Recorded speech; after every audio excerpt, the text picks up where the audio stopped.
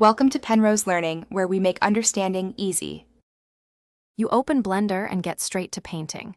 Make sure your mesh has clean UVs and consistent texel density so paint behaves predictably. Create a new image, 2048 or 4096, and save it externally to avoid losing work. Once done, switch to texture paint and enable Material Preview or EV so you see paint on the shaded model. This helps you judge color and value immediately. Prepare basic brushes and set the blend mode. You'll start with base color blocks, not fine detail yet. You now focus on building form. Block in base colors with low opacity brushes and use the fill tool or stencils for large areas so values read early. Make or use a multires or sculpt pass to push forms, then bake normals and ambient occlusion into maps to drive detail in the shader.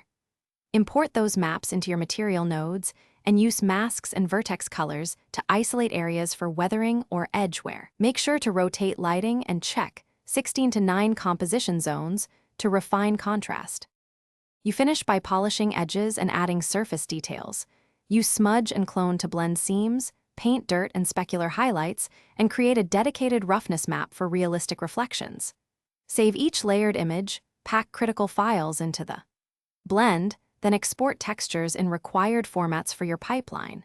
If you encounter seams or texture bleeding, address them by dilating the image, painting across the seam in 3D view, or remapping UV islands with more margin.